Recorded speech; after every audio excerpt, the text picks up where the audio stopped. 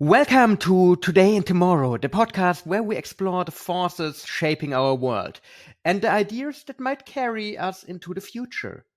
In an age where borders are both blurred and fiercely defended, where technology accelerates diplomacy as much as it disrupts it, and where wisdom meets the urgency of tomorrow's challenges, what does it mean to practice diplomacy today?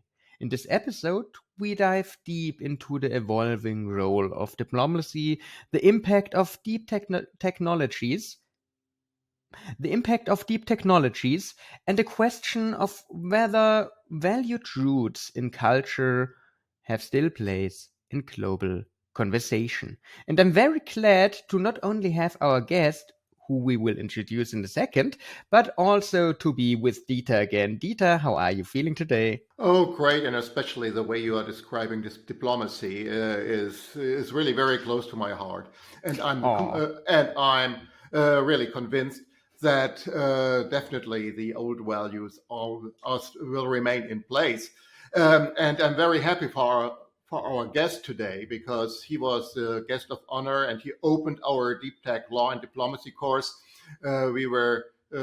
We are just about to close. This is the final week of this course, so very glad to have you here and to continue this our conversation on the impact of deep tech, because the role of diplomacy definitely is changing.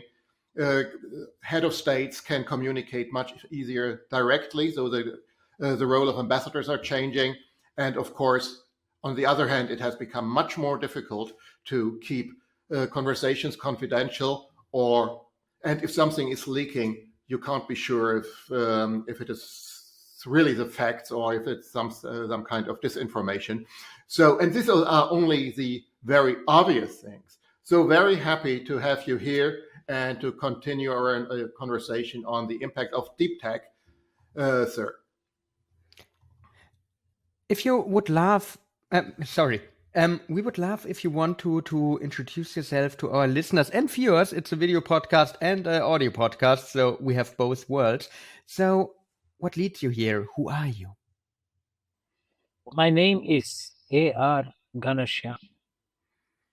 I'm an Indian former diplomat, but before joining the diplomatic corps, I spent about 5 years in the oil and shipping industries of India. And thereafter, I moved into the diplomatic corps, and I spent about 3.5 decades in the diplomatic corps now. So I can tell you from my own experience, all the stages that the diplomatic procedures and diplomatic practices have gone through in the last 40 years. And after I retired, I look after a small company called Topia, which is a subsidiary of a US company called Topia Global from Denver, Colorado. The basic objective of this company is to prevent children from getting addicted to screen and replace that screen time with physical activity. A very interesting journey. And you said you started in the oil and shipping industry. Let's have a look back at your diplomatic journey. What inspired you to enter the diplomatic world in the beginning? What made you change your way of job? Well, that's an interesting question. This is the first question that I was asked to answer when I sat in front of the recruiting authority of Government of India for the diplomatic corps. Mhm. I used to, before I joined and I was preparing for the examination, I was working for an Indian company called the Shipping Corporation of India. And that was a company which was bringing crude oil from the Persian Gulf to Indian refineries.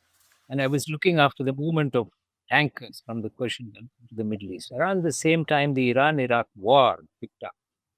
And that created exceedingly difficult situations for us, bringing in tankers through the war zone. We had to bring them in because the petroleum refineries in India needed the crude oil. We didn't produce crude oil ourselves.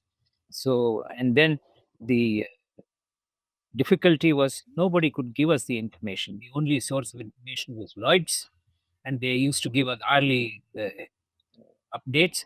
But then Mhm. we had to take that risk.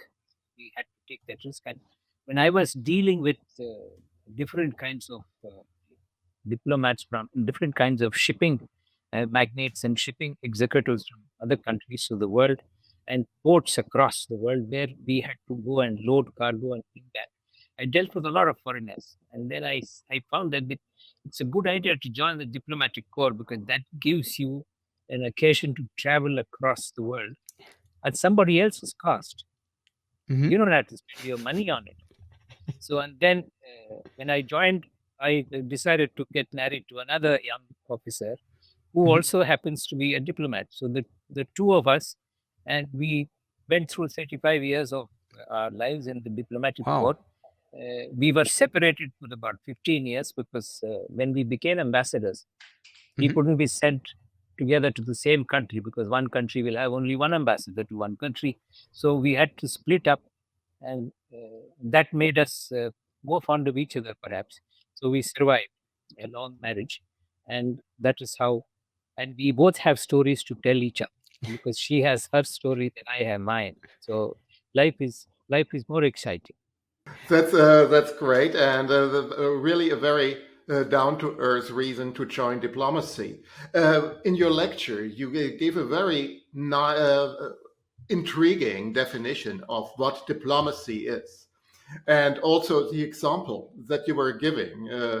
Of course, came from the Indian history, but the story was pretty similar that we tell when we talk about same topics. So so it seems there's a lot of common in diplomacy across cultures. So can you elaborate a little bit on that?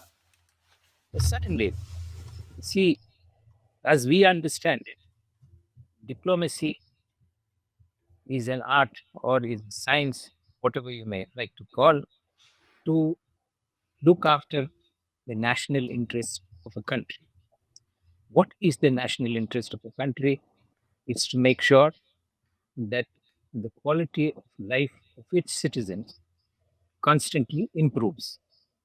And for that, first of all, you have to establish a peaceful and law abiding society, secure borders, and then look after your people. And in the globalized world, everything is not being prepared and manufactured by everybody. And apart from that, international systems are now so closely integrated. Each one uses his comparative advantage to make the best of his economy. And in the process, the world gets more integrated. So the art of diplomacy brings us back to the building of international relations, not just with your neighbors and neighbors of our neighbors, but the whole world. That is what makes diplomacy a very, very interesting topic and a subject because it affects the basic uh, premise of a government which indulges in good governance to make sure that its people are cared for and its people move towards progress and prosperity day after day. You compare diplomacy to art, and as diplomats, you are artists. But are there specific values or ideas that you believe are crucial for the future of diplomacy? Absolutely. Uh, this is one of the subjects that I discussed in our deep tech and technology course, law. First and foremost, we would like in the art of diplomacy to ensure that there is no dissonance. So when we are dealing with another party, other nation, or another diplomat of another country, we would like to have peaceful negotiations and we would like to have dialogues, explain our stand of point of view and they understand their point of view so that we can move towards cooperation for mutual benefit. That is number one. Number two, we also have to make sure that we do not interfere in the internal affairs of the other country because that is a core principle of our diplomatic engagement with any country. And if we start interfering with the internal affairs of another country, the relationship comes to a standstill. So that is the second basic principle. And the third is today, the world is no longer 193 countries. It is like one big ship in which you have 193 cabins. All of us, each one of us is occupying one cabin, and the direction is the same. It's not going to be different for different people. So that is why we have to make sure that there is a consensus among all the nations of the world to understand the global consensus that is required for peace and prosperity and for harmony and progress for the entire mankind. So that is where I stop. That's I fully agree on that. But when we're looking at the situation right now, we seem quite there seems to be quite a gap from what we formulated right now and what the world is striving to. How can we counterbalance? Well, the world has changed metamorphotically, I would say. When I joined the diplomatic corps, it was just about the time of the Cold War, because the first 1800 years of the Christian era, it was the Indian economy which contributed 36% of the global output, and the Chinese economy which gave 26% of the global output. Between them, they covered nearly half of the global output, and this was the case till 1800.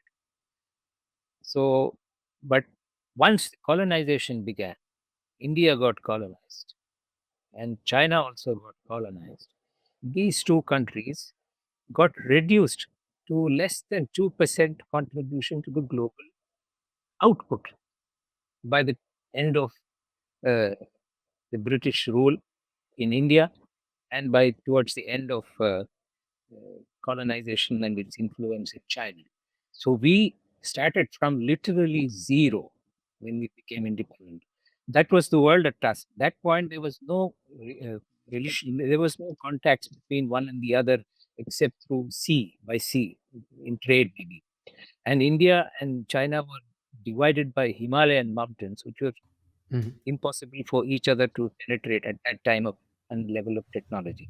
Next came the two world wars. But before the world wars, it was European Union, or today there is a European Union. But the day before yesterday, there was only Europe, and it was Europe which colonized the whole world, and they were the center of power, and they were the fountainhead of power in this world. Because if you go to Africa, you have 23 countries out of 54 were French colonies, 19 of them were British colonies, half a dozen Portuguese colonies, and colonies with Germany, Italy, Belgium. Everybody had colony. Your country, Belgium also had Belgian Congo, if you remember, all of them.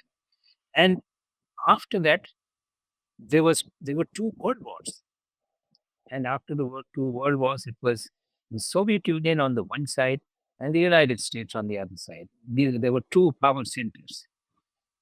These two countries managed the rules and regulations of the international canvas.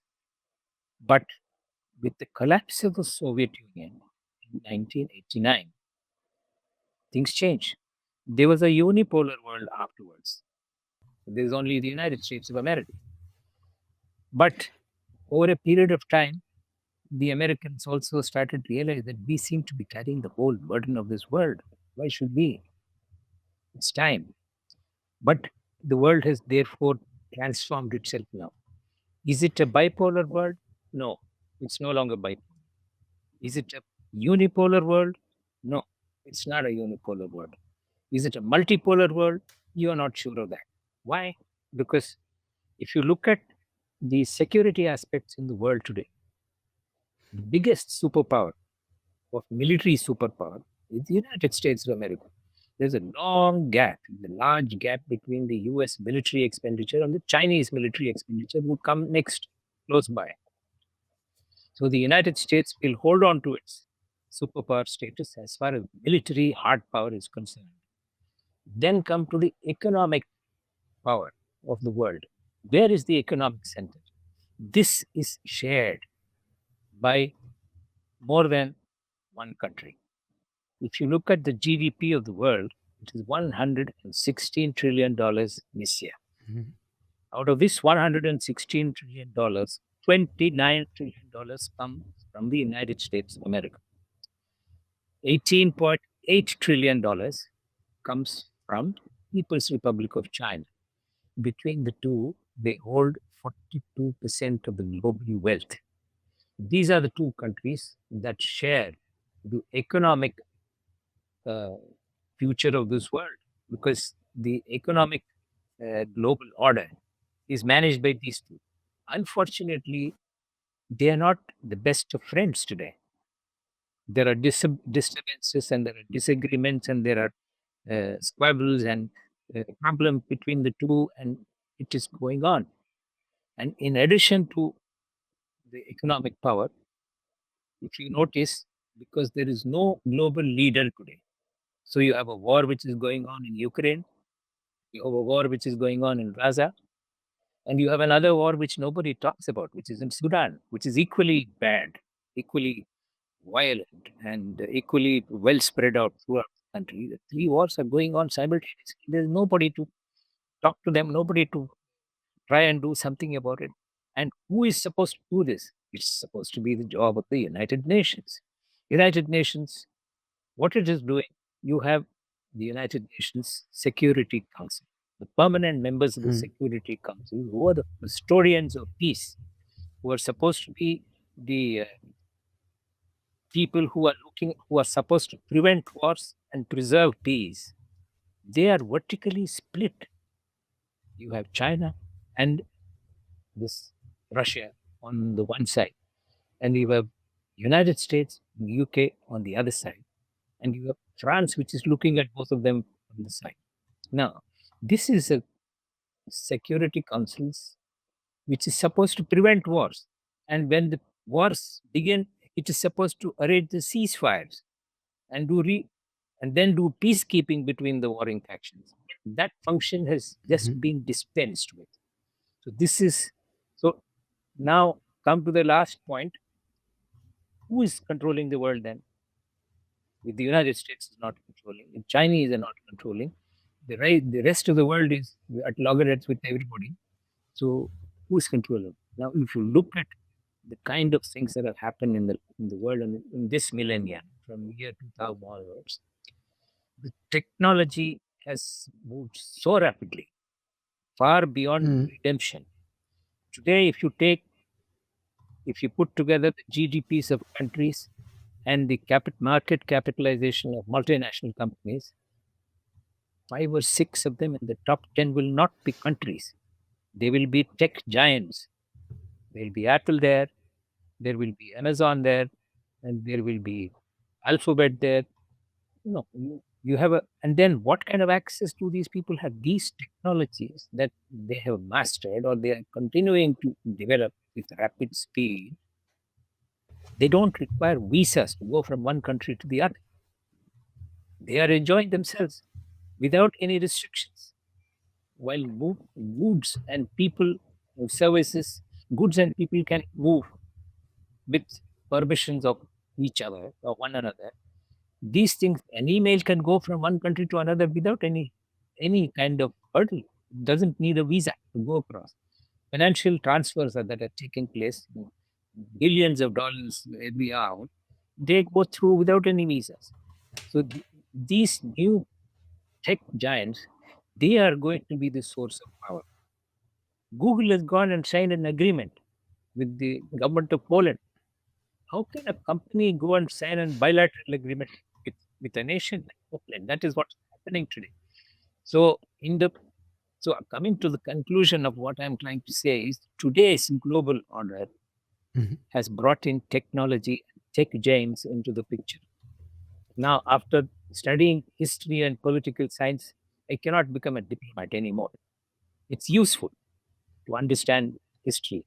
It's useful to see the failures of history and success of history. But if you are not conversant with the skills of today's technology, you're useless because you cannot communicate between nations without your skill sets. That is the new order that has come in. Did I say? I think I should conclude now. I hope I have given you some food for thought. A wonderful thought, to be honest. And we were talking about economic power. We were talking about the changing world. And you said one sentence I really loved. Things change. And that's really true. And in this world that is partly dominated by technological power nowadays, how is deep tech like AI, quantum computers, cyber changing the practice of diplomacy, especially compared to your active years in service? How do diplomats work differently now in the world you just described that is dominated by big tech? Well, thank you for that question. That's a question I thought I was supposed to answer in this podcast. Number one, when I joined the diplomatic corps, uh, I had a manual typewriter. So if I made a mistake, I had a white fluid, and I'd rub it off and type it again. And then if I had to make two copies, I would put a carbon paper between the first and the second, and second on the third. And then I made a mistake. I had to make three corrections. One in the front page, the white page, and then below the carbon, another page, and then another page. So I used to have modern art on both the carbon pages at the end of one letter. So it was that thing. That is the first thing. And what was the communications modality? We would issue what is called a note verbal. That's the language of government to government communication. So we would issue a note verbal to the embassy of the country that we are communicating with, located in your capital, and they would pass it on to their government. And if they had some response to give, they would give you another note verbal in response to your note verbal.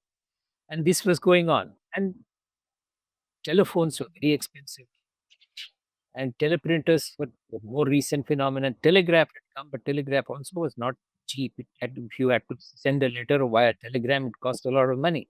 So that's how from telegrams we shifted to telex, and then from telex to later on we had to depend on fax machines, which was much better. I remember when I used to work in the European Commission's office with Mhm. friends, this fax machine used to be available only with the head of the division, directorate.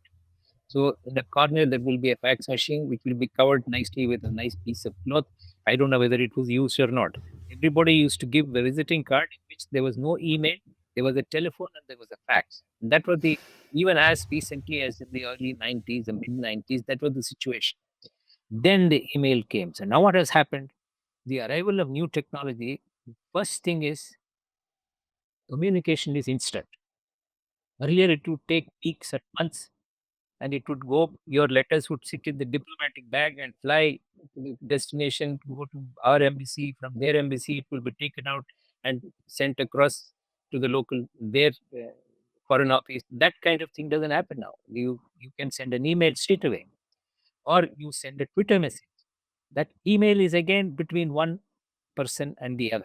Twitter can go across millions of people. Whoever wants to follow you, you just send a message. There's a new phrase which I came across recently called diplomacy. So Twitter's diplomacy, it's called diplomacy. So first change that has taken place is the speed of communications in diplomatic correspondence. And the second one is the information is no longer restricted to the diplomats and the governments. Like, for instance, when I joined the diplomatic corps, they used to say 90% of the information is with the diplomats and 10% with journalists. That was the situation at that time. Today, it's not true anymore because everybody seems to have that information thanks to the internet. Everybody knows what is happening everywhere. That is the second change that has taken place. And the third change that has taken place is diplomacy was practiced by diplomats, not every Tom, Dick, and Harry. But today, diplomacy is practiced by diplomats. Apart from them, there is a large community of new actors who have come in. Who are there? You have uh, United Nations, which is a diplomatic entity where everybody goes and sits and talks. And then you have new uh, people who are in the picture, like, for instance, Bill Gates is here in India. this week, he's also a kind of a diplomat. He's bringing revolutionary changes in vaccine research and healthcare research in India. He's a different kind of diplomat. He's an influencer. He's also a diplomat. Sundar Mhm. Pichai, the head of Google or Amazon, he comes to India and then talks to the prime minister. You see, companies never had access to prime ministers and presidents before. Today they have. They are big players. In fact, some of the presidents may not get an appointment with the Indian prime minister, but the tech giants will certainly easily go and beat. These are new players who have come inside. And then Mhm. earlier, it was either the United States or the Soviet Union or the Security Council or the United Nations. There was some kind of a method in madness when it comes to who was this fountainhead of power. But today, it is so totally diffused. You don't know who is who and what is what and where is what your interests are. Everybody has national interests. Everybody has global interests. But to match the two is the extraordinary process which the diplomats have to go on. Mhm. And if you say that communication is instant, that information is not restricted, and that tech companies play a bigger role, what new skills or mindsets will tomorrow's diplomats need? Yeah, tomorrow's diplomats will, first of all, you cannot study history and political science and call yourself a diplomat. You should know how to send an email. You should know how to use Twitter, and you should know how to sift data, and you should know the meaning of artificial intelligence, and you should identify people who will back you up in data processing. Even if you can't do it, you should have people who will process the data for you. And today, you predict wars using AI. It was never possible earlier. It was, of course, brilliant minds like Henry Kissinger would tell this war is going to take place, that war is going to Mhm. take place. But today it's very there are small indications that are recognized by sensors across the world.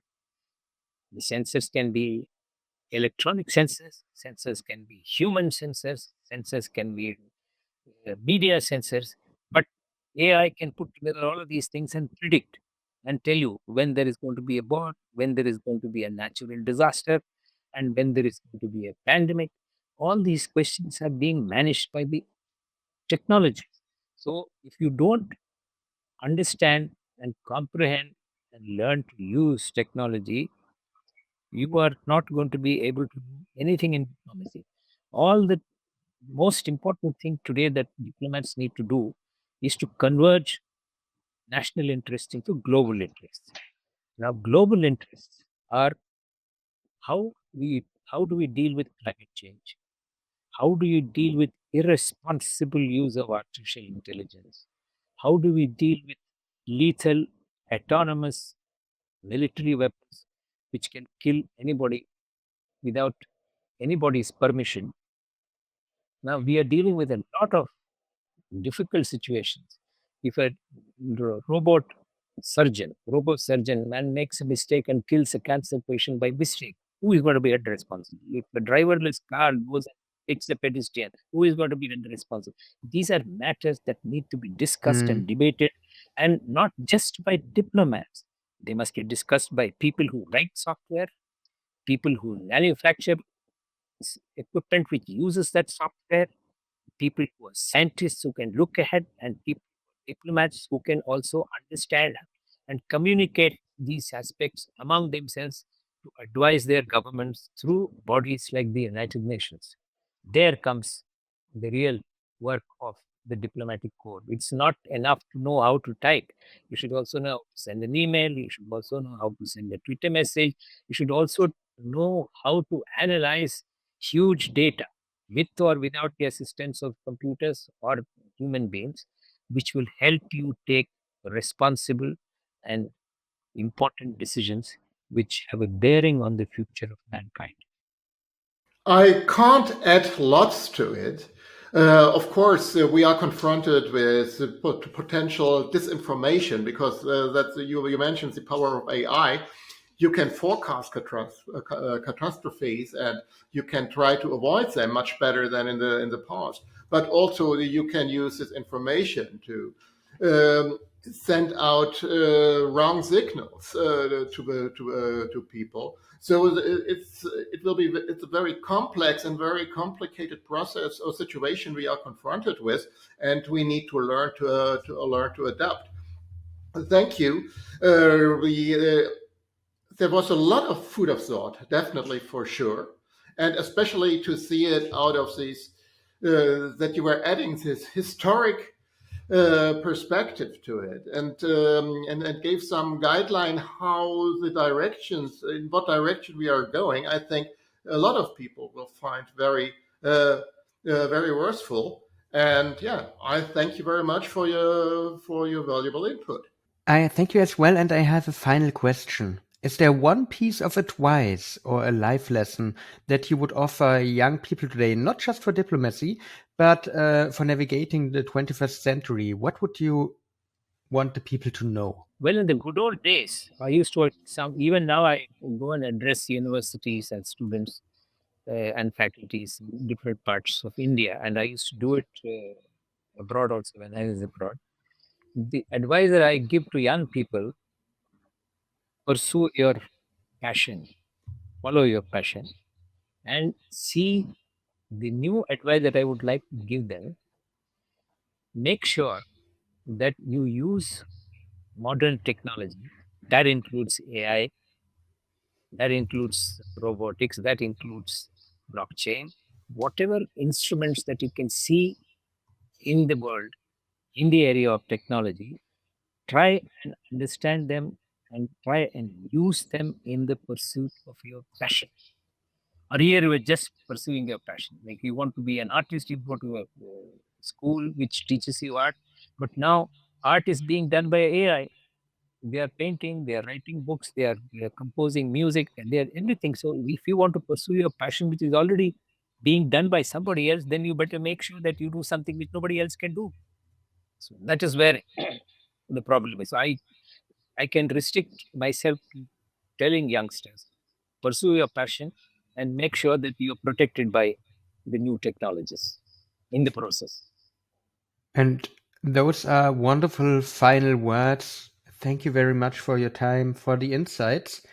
It was a pleasure to listen to you, to learn from you, and to all our viewers and listeners.